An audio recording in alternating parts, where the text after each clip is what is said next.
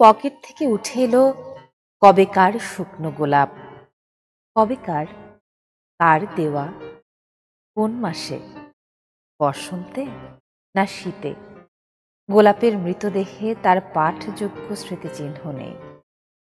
স্মৃতি কি আমারও আছে? স্মৃতি কি গুছিয়ে রাখা আছে বইয়ের তাকের মতো? লং প্লেইং রেকর্ড ক্যাসেটে যেরকম সুসংবদ্ধ নথিভুক্ত থাকে গান, আলাপচারিতা, আমার স্মৃতিরা বড় শৃঙ্খল। দমকা হাওয়া যেন, লুকোচুরি, ভাঙাভাঙি, ওলট পালটে মহা খুশি। দুঃখেরও দুপুরে গায়, গাইতে পারে আনন্দ ভৈরবী। আকাঙ্ক্ষার ডানাগুলি মিশে গেছে আকাশের অভ্রে ও আবিরে।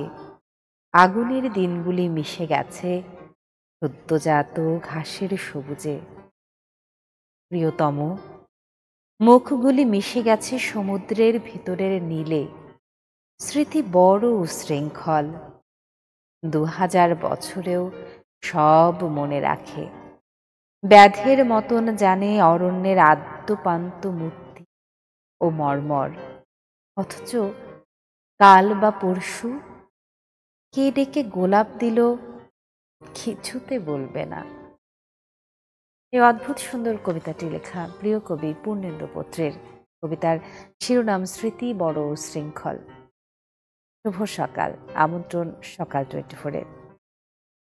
আজ রবিবার 19 মাঘ 1431 বঙ্গাব্দ, 2 ফেব্রুয়ারি 2025 খ্রিস্টাব্দ। অনুষ্ঠান সঞ্চালনা করছি তাসনুভা মোহনা। শীত ঋতু চলছে, আর শীত ঋতুর সময়টা যেহেতু বাংলাদেশের জন্য বিশেষ, কারণ বছরের খুব অল্প সময় ঘিরে থাকে শীত, তাই সেই সময়কার আবহাওয়া নিয়ে আমরা একটু চিন্তিতই থাকি বইকি। তাহলে চলুন আজ শুরুতেই আপনাদেরকে জানিয়ে দিই গত 24 ঘন্টার আবহাওয়ার তথ্য কি বলছে, সেই সঙ্গে আজ সারাদিনের আবহাওয়ার পূর্বাভাসও জানিয়ে দিচ্ছে।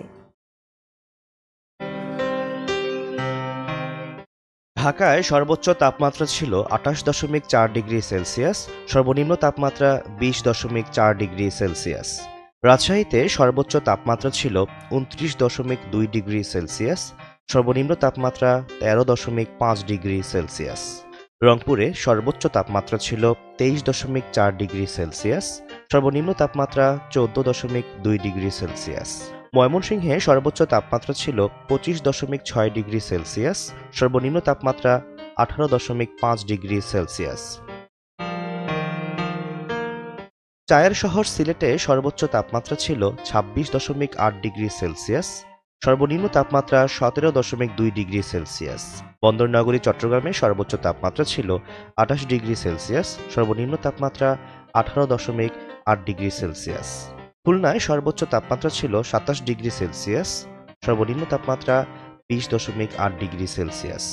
বরিশালে সর্বোচ্চ তাপমাত্রা ছিল 28 ডিগ্রি সেলসিয়াস, সর্বনিম্ন তাপমাত্রা 20.4 ডিগ্রি সেলসিয়াস। দেশের সর্বনিম্ন তাপমাত্রা তেঁতুলিয়ায় রেকর্ড করা হয়েছে 9.9 ডিগ্রি সেলসিয়াস এবং দেশের সর্বোচ্চ তাপমাত্রা পটুয়াখালীতে রেকর্ড করা হয়েছে 30.4 ডিগ্রি সেলসিয়াস। আজ সারা দেশের রাত এবং দিনের তাপমাত্রা সামান্য হ্রাস পেতে পারে। শেষ রাত থেকে সকাল পর্যন্ত সারা দেশের কোথাও কোথাও হালকা থেকে মাঝারি ধরনের কুয়াশা পড়তে পারে। যেমনটি জানাচ্ছিলাম, দেশের সর্বোত্তরের জেলা তেঁতুলিয়াতে আজকে সর্বনিম্ন তাপমাত্রা 9.9 ডিগ্রি সেলসিয়াস। যারা ঢাকাবাসী তারা হয়তো জানেন যে ঢাকাতে শীত খুব একটা বেশি অনুভূত হচ্ছে না, কিন্তু উত্তরের চিত্র একেবারেই ভিন্ন। ঘন কুয়াশা আর শীত যেন জেঁকে বসেছে সেখানে। চলুন পঞ্চগড় চলে যাই, সেখান থেকে শীত পরিস্থিতি জানাই। যুক্ত হচ্ছেন সহকর্মী হোসেন রায়হান। রায়হান, শুভ সকাল। ঢাকার চিত্র এবং পঞ্চগড়ের চিত্রটা একেবারেই ভিন্ন। এখানে তেমন শীত অনুভূত হচ্ছে না, কিন্তু পঞ্চগড়ে দেখতে পাচ্ছি যে ভীষণ কুয়াশা পরিবেশ। পঞ্চগড়ে শীত কতটা এখন এবং সেই শীতে কি পরিস্থিতি চলছে সেখানকার জনজীবনে?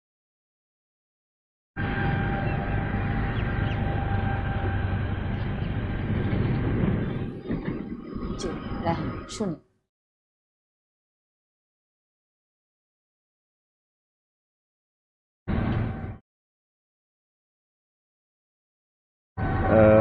তাসনুবা, শুভ সকাল আপনাকে পঞ্চগড় জেলার মানুষের পক্ষ থেকে। আসলে লক্ষ্য করছেন আপনি আপনি আমার পিছনে কি অবস্থা। এই অবস্থা বিরাজ করছে পুরো জানুয়ারি এবং ডিসেম্বর থেকে শুরু করে জানুয়ারির পুরো মাস জুড়েই কিন্তু পঞ্চগড় জেলার তাপমাত্রা 8 থেকে 10 ডিগ্রি ঘরে ওঠানামা করেছে এবং বিশেষ করে জানুয়ারি পর্যন্ত যে অবস্থা সেটি কিন্তু আসলে ভয়ানক অবস্থা। তাপমাত্রা সর্বনিম্ন 7 ডিগ্রি পর্যন্ত নেমে গিয়েছিল পঞ্চগড়ে, এখন তাপমাত্রা ওঠানামা করছে 8 থেকে 11 ডিগ্রির ঘরে। আজ সকালে পঞ্চগড় জেলার আবহাওয়া পর্যবেক্ষণ কেন্দ্রের যে তথ্য সেটিতে তারা তাপমাত্রা নির্ণয় করেছে 11 ডিগ্রি সেলসিয়াস।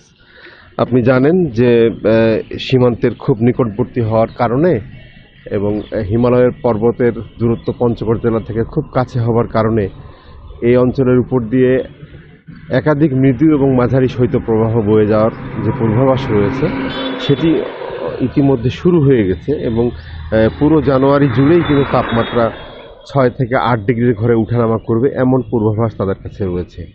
আপনি খেয়াল করেন যে রাস্তাঘাটের কি অবস্থা। রাস্তাঘাটে মানুষ কয়েক হাত পর্যন্ত দেখতে পাচ্ছে না, অর্থাৎ ঘন কুয়াশা আবৃত থাকছে। মধ্যরাত থেকে সকাল 11টা পর্যন্ত রাস্তাঘাটের অবস্থা এমন, মানুষজন প্রয়োজন ছাড়া বের হচ্ছে না। পাশাপাশি দূরপাল্লার এবং আন্তন জেলার যে গাড়ি ঘোড়া সেগুলো কিন্তু খুব ঝুঁকি নিয়ে চলাফেরা করছে। আর প্রতিদিনই কিন্তু দুর্ঘটনা ঘটছে। আমি এখন দাঁড়িয়ে আছি পঞ্চগড় তেঁতুলিয়া মহাসড়কের উপরে। আপনি জানেন যে এখন 8টা বাজে, কিন্তু তারপরেও কিন্তু মহাসড়কে তেমন যানবাহন চলাচল নেই। যারা শ্রমজীবী মানুষ তারাও কিন্তু ঘর থেকে বের হতে পারছে না, কাজও করতে পারছে না। বিশেষ করে ঘন কুয়াশা এবং ঠান্ডার কারণে পরিস্থিতি এত বেশি ভয়ানক যে আসলে মানুষের স্বাভাবিক যে জীবনযাত্রা তাসনুমা সেটি ব্যাহত হয়েছে। আবহাওয়া অধিদপ্তর জানিয়েছে এই মাসের শেষ পর্যন্ত অর্থাৎ মাঘ মাস পর্যন্ত পঞ্চগড় জেলার তাপমাত্রা 8 থেকে 10 ডিগ্রি ঘরে উঠানামা করবে এবং দুর্ভোগ কিন্তু বাড়বে। দিনের অংশে পাহাড় থেকে যে ঠান্ডা বাতাস বয় সেটির প্রভাব কিছুটা কম থাকার কারণে মানুষ কিছুটা স্বস্তি ভোগ করছে, কিন্তু সন্ধ্যা থেকে ভোররাত পর্যন্ত পাহাড়ি বাতাস এবং ঘন কুয়াশা আচ্ছাদিত থাকায় পঞ্চগড়ের মানুষের জনজীবনে দুর্ভোগ বাড়ছে। পাশাপাশি হাসপাতালগুলোতেও প্রতিনিয়ত শিশু এবং বয়স্ক মানুষরা ভর্তি হচ্ছে নানা রোগে। শীতজনিত রোগে আক্রান্ত হয়ে তারা কঠিন অবস্থা পার করছে এবং চিকিৎসকরা জানিয়েছে যে আসলে তাদের সুরক্ষা দেওয়া ছাড়া আর অন্য কোনো উপায় নেই। তো তাসনুমা, এই ছিল পঞ্চগড় জেলার সার্বিক শীতের পরিস্থিতি আমার কাছে। রায়হান, অসংখ্য ধন্যবাদ যুক্ত হবার জন্য। এবং সেই সঙ্গে বলতে চাই যে যেহেতু আবহাওয়া পরিস্থিতিটা মানুষের হাতে নেই, এটি প্রকৃতির সাথে সম্পর্কযুক্ত, তাই সেই পরিস্থিতির সঙ্গে পঞ্চগড় তেঁতুলিয়ার মানুষজন খাপ খাইয়ে নিয়ে অবশ্যই খুব শীঘ্রই ভালো থাকতে পারবেন, নিজের পরিবেশের সঙ্গে মানিয়ে নিয়ে, তেমনটি প্রত্যাশা। শীত পরিস্থিতির খবরাখবর জানছিলাম এবং যেহেতু উত্তরের জেলাগুলোতে ভীষণ কুয়াশাচ্ছন্ন সকাল, এই মুহূর্তে চলে যাই আরও একটি জেলায়, চলে যায় রংপুরে এবং সেখান থেকে যুক্ত করছি ফখরুল শাহিনকে। জানাচ্ছি রংপুরে কেমন শীত পড়েছে। শাহিন, শুভ সকাল আপনাকে। রংপুরেও দেখতে পাচ্ছি ভীষণ শীত পড়েছে। সেই সঙ্গে আরেকটি বিষয় সম্পর্কযুক্ত, যেটি এই মুহূর্তে জনজীবনে ভীষণভাবে প্রভাব ফেলছে। শীতের সময়টা কুয়াশাচ্ছন্ন হবার কারণে অনেক সময় সড়ক দুর্ঘটনার শিকার হতে হয় মানুষকে, তেমনই ঘটনা ঘটেছে রংপুরে, তার সম্পর্কেও জানতে চাই।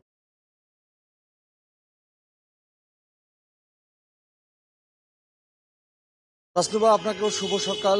এবং এখন কিন্তু 8টা পার হয়ে গেছে বেলা।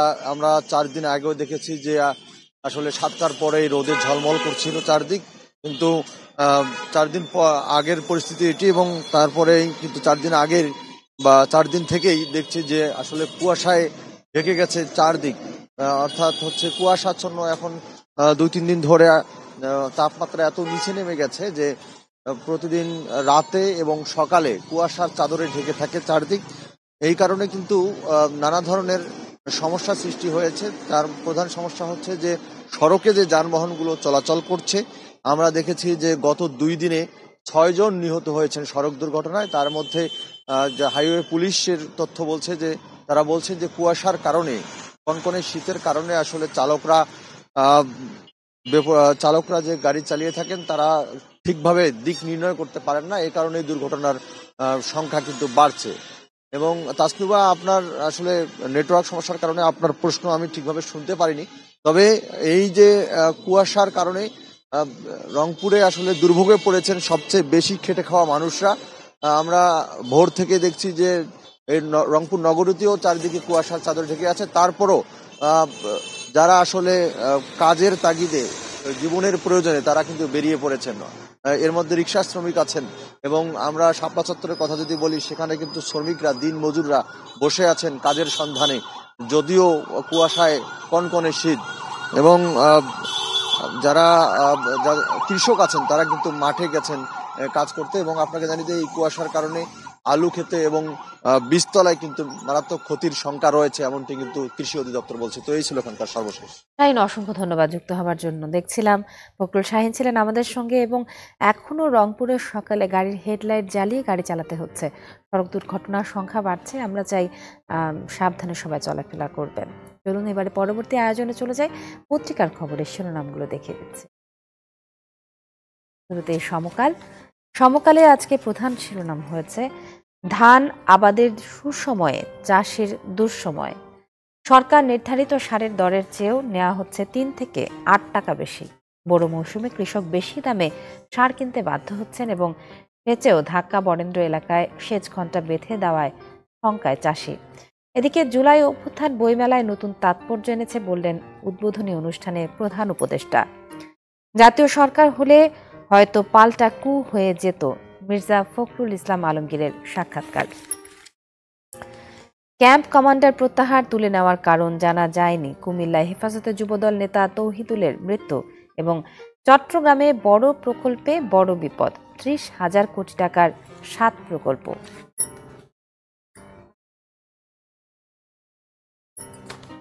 এবারে পড়ছি দৈনিক প্রথম আলো। ধনীদের কাছ থেকে বেশি কর আদায়ের সুপারিশ, অর্থনীতি নিয়ে টাস্ক ফোর্স। অর্থনৈতিক কৌশল পুনর্নির্ধারণে গঠিত টাস্ক ফোর্সের প্রতিবেদনে বলা হয়েছে, অর্থনৈতিক উন্নতির সুফল পাচ্ছেন ধনীরা, গরিবেরা হিমশিম খাচ্ছেন। বছরে লাখে 53 জন নতুন ক্যান্সার রোগী, বিএসএমএমইউ এর গবেষণা। দেশে ক্যান্সারের প্রকোপ জানার জাতীয় ভিত্তিক কোনো জরিপ নেই, জনসংখ্যা ভিত্তিক নিবন্ধন পরিস্থিতি জানার সহায়ক। কুমিল্লার নাঙ্গলকোট, বিএনপির অন্তঃকন্দলের স্বেচ্ছাসেবক দলের নেতাকে পিটিয়ে হত্যা। কাজে আসছে না 9 কোটি টাকার 12 রেডিও স্টেশন। কৃষি সম্প্রসারণ অধিদপ্তর কৃষির নানা তথ্য, আবহাওয়া ও নদ নদীর তথ্য কৃষকের কাছে পৌঁছে দিতে 12 জেলায় চালু করা হয় রেডিও স্টেশন। এবং জুলাই গণ অভ্যুত্থানে শহীদ পরিবারের সদস্যরা, শহীদ পরিবারগুলোর কোনো খোঁজ নিচ্ছে না সরকার। এই ছিল প্রথম আলো। এবারে পড়ছি কালের কণ্ঠ। দৈনিক কালের কণ্ঠের আজকের যে সংবাদ শিরোনামটি রয়েছে, রাশিয়ায় মৃত্যুমুখে আরও 18 যুদ্ধদাস। ইউরোপের পথে স্বপ্নের মাসুল, কবির মরেছে যুদ্ধে, ফিরব কিনা জানি না। যুদ্ধ থেকে রহমত আলীর আরতি, সরকারকে কঠিন হতে হবে। খালেদা জিয়ার শারীরিক অবস্থা স্থিতিশীল এবং তারেক রহমান বললেন, জনপ্রত্যাশা অনুযায়ী দেশ একমাত্র বিএনপি করতে পারবে। লিবিয়ায় সাগরে 20 মরদেহ, সবাই বাংলাদেশি হওয়ার শঙ্কা। যৌথ বাহিনীর অভিযানে যুবদল নেতার মৃত্যুতে কমান্ডার প্রত্যাহার। 61,000 শ্রমিকের পরিবারে ঠিকমতো খাবারও জুটছে না। গাজীপুর ও সাভারে বন্ধ 96 কারখানা। এ ছিল দৈনিক কালের কণ্ঠ। এবারে পড়ছি ইত্তেফাক। দৈনিক ইত্তেফাক, 21 আমাদের মূল সত্তার পরিচয়, 21-এর টান আমাদের দুঃসাহসী করেছে। নির্যাতন করে বাবাকে মেরেছে, 4 বোন এতিম হয়ে গেছি। হেফাজতে যুবদল নেতার মৃত্যু। জ্বালানির অভাবে বিদ্যুতের হাঁসফাঁস হবে এই গরমেও, 4000 মেগাওয়াট সরবরাহ ঘাটতির আশঙ্কা। সবশেষে যুগান্তর, ফের বিচার বহির্ভূত হত্যা, কুমিল্লায় নিরাপত্তা হেফাজতে যুবদল নেতার মৃত্যু। উচ্ছ্বাস ভালোবাসায় সিক্ত যুগান্তর, রজত জয়ন্তী পেরিয়ে 26-এ পদার্পণ। এবং আড়ালে ছিল 8,55,000 দরিদ্র, প্রশ্নবিদ্ধ আওয়ামী লীগ আমলের গরিবের পরিসংখ্যান। এ ছিল আজকের দৈনিক পত্রিকাগুলোর সংবাদ শিরোনাম। এবার নিয়ে যাচ্ছি পরবর্তী আয়োজনে। ইজতেমার আজ আখেরি মোনাজাত, এর মধ্য দিয়ে আজ শেষ হবে এবারের বিশ্ব ইজতেমার প্রথম পর্ব। টঙ্গী থেকে যুক্ত হচ্ছেন আমাদের সহকর্মী রকিবুল ইসলাম, তার কাছ থেকে জানবো বিস্তারিত। রফিকুল ইসলামের কাছ থেকে বিস্তারিত জানি। রফিক, শুভ সকাল আপনাকে। ইজতেমার প্রথম পর্ব চলছে, আজকে আখিরি মোনাজাত। এই মুহূর্তে ইজতেমার মাঠের পরিস্থিতি কি? যারা ইজতেমায় যোগদান করতে এসেছেন তারা কি বলছেন?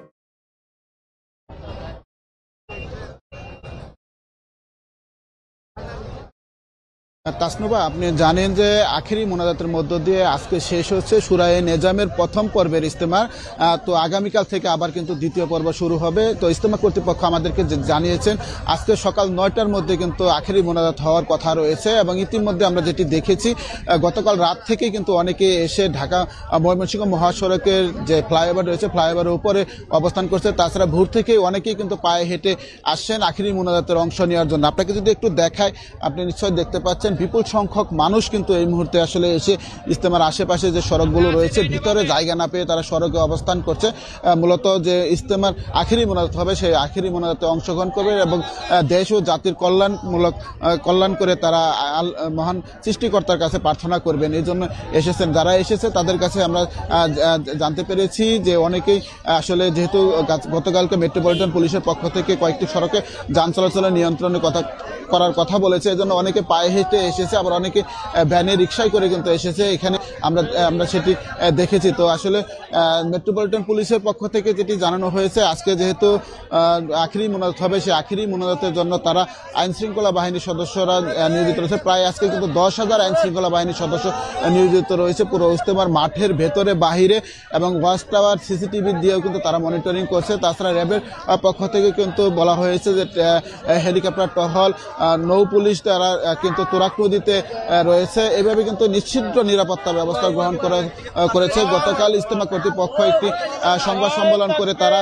বলেছে আজকে যে এই মুহূর্তে যে বয়ান হচ্ছে আসলে ভারতের ইব্রাহিম দেওলা তিনি নসিহতমূলক বয়ান করছেন। এই নসিহতমূলক বয়ান শেষ হওয়ার সাথে সাথেই কিন্তু মোনাজাত পরিচালনা হবে, এবং মোনাজাত পরিচালনা করবেন মাওলানা জুবায়ের। আপনি জানেন যে বড় যে অংশটি রয়েছে এই অংশের শীর্ষ মুরব্বী মাওলানা জুবায়ের, তিনি এই মূলত আজকের এই মোনাজাত পরিচালনা করবেন, এবং মোনাজাত পরিচালনা শেষ হওয়ার সাথে সাথে কিন্তু মুসল্লিরা চিল্লাবদ্ধ হয়ে বিভিন্ন এলাকাতে চলে যাবেন তারা ইসলামের দাওয়াতে, এবং আগামীকাল থেকে আবার দ্বিতীয় পর্বের আনুষ্ঠানিকতা শুরু হবে। এই ছিল এখান থেকে সর্বশেষ খবর। অসংখ্য ধন্যবাদ সাথে যুক্ত হবার জন্য।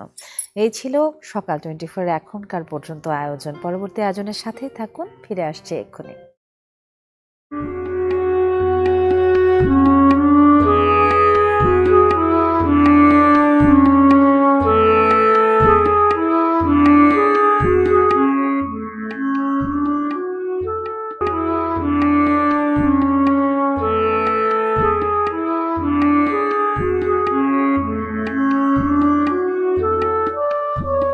আমন্ত্রণ আরও একবার সকাল 24-এ, সাথে আছি আমি তাসনুভা মোহনা। আগামীকাল সরস্বতী পূজা, প্রতিমা কারিগরদের বেড়েছে ব্যস্ততা, সেই সাথে মণ্ডপে মণ্ডপে চলছে আয়োজন। প্রস্তুতির খবর আরও জানাবো, সিরাজগঞ্জ থেকে যুক্ত করছে সহকর্মী হিরোকুনকে। হিরক, শুভ সকাল আপনাকে। প্রতিমা তৈরির কাজ চলছে, সরস্বতী পূজার প্রস্তুতি চলছে সব জায়গাতে। যে জায়গাটা আপনি দাঁড়িয়েছেন সেখানে প্রতিমা তৈরির প্রস্তুতি পর্ব কেমন চলছে, সব মিলে সেখানে কতখানি উৎসব রব উঠে, এটুকু জানতে চাই। আসলে শুভ সকাল আপনাকেও। সরস্বতী পূজার যে শেষ মুহূর্তের প্রস্তুতি যদি বলি, এখন কিন্তু প্রতিমা তৈরির শেষ রং তুলির আতর কিন্তু চলছে। আমরা এখন ঠিক রয়েছি শহরের কেন্দ্রীয় মন্দির শ্রী শ্রী মহাপ্রভুর আখড়া। ঠিক এই আখড়া প্রাঙ্গণেই কিন্তু প্রায় 2 শতাধিক সরস্বতী প্রতিমা কিন্তু তৈরি করা হয়েছে। যে প্রতিমাগুলো কিন্তু শেষ মুহূর্তে আপনারা দেখতে পাচ্ছেন যে যারা প্রতিমা তৈরির কারিগর তারা কিন্তু শেষ মুহূর্তে তারা সেই প্রস্তুতিগুলো সেরে নিচ্ছে। কারণ আজকে দুপুরের পর থেকে যেহেতু পঞ্চমী তিথিটি লেগে যাবে, এবং আগামীকাল কিন্তু যে বিভিন্ন শিক্ষা প্রতিষ্ঠানে যে সরস্বতী পূজার আয়োজন থাকবে, যে কারণে কিন্তু প্রতিমা তৈরি যারা কারিগর তাদের শেষ মুহূর্তের কিন্তু প্রস্তুতি চলছে। এবং এবছর কিন্তু সিরাজগঞ্জে ব্যাপক উৎসাহ উদ্দীপনার মধ্য দিয়েই সরস্বতী পুজোটি অনুষ্ঠিত হবে। কারণ আমরা যেটি দেখেছি যে বিভিন্ন মণ্ডপে এবং শিক্ষা প্রতিষ্ঠানে যে সাজসজ্জার কাজ কিন্তু ইতিমধ্যেই সম্পূর্ণ করা হয়েছে। আমরা কিন্তু আজকে দেখেছি যে এই সকালেই যে কুয়াশাচ্ছন্ন সকালে যারা প্রতিমা তৈরি কারিগর তারা কিন্তু তাদের প্রতিমা প্রস্তুত করতে নেমেছে এবং বেশ কয়েকজন শিক্ষার্থীকে কিন্তু আমরা দেখছি।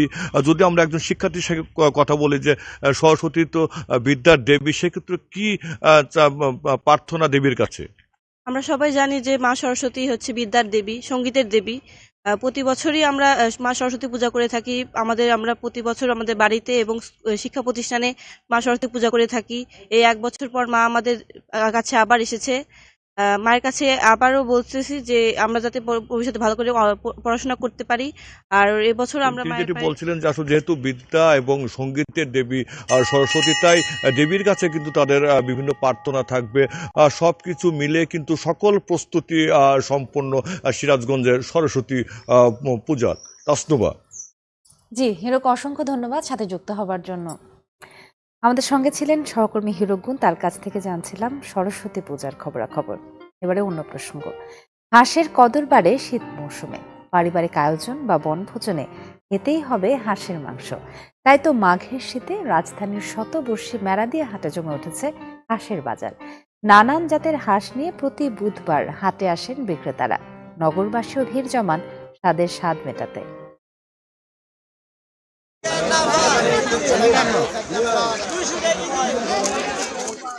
হাঁসের এই মেলা বসেছে রাজধানীর মেরাদিয়া হাটে। দক্ষিণ বনশ্রীর ঐতিহ্যবাহী হাটটি বসে প্রতি বুধবার, যেখানে বৈচিত্র্যের সমৃদ্ধি আনতে শীত মৌসুমে জমে ওঠে হাঁসের বেচা বিক্রি। নগরের ভোজন রসিকদের চাহিদা মেটাতে চলনবিল সহ দেশের নানা প্রান্ত থেকে এসব হাঁস সংগ্রহ করেন বিক্রেতারা। পাতিহাঁস, রাজহাঁস, চীনা, বেলজিয়াম সহ নানান জাতের হাঁসের দামেও আছে রকমফের। রাজহাঁস হলো ৩৩২০ আর চীনা হাঁস হলো ২৫০০ টাকা পিস, আর পাতি হাঁস হলো ১২০০-১৩০০ টাকা জোড়া। বিভিন্ন এলাকায় টাঙ্গাইল গুনে, তারপরে হলো বগুড়া গুনে, সিরাজগঞ্জ, বিভিন্ন এলাকায় তৈরি করি আমরা একখান করি না। পছন্দের হাঁস সুলভ মূল্যে সংগ্রহ করতে পেরে খুশি হাটে আসা ক্রেতারাও।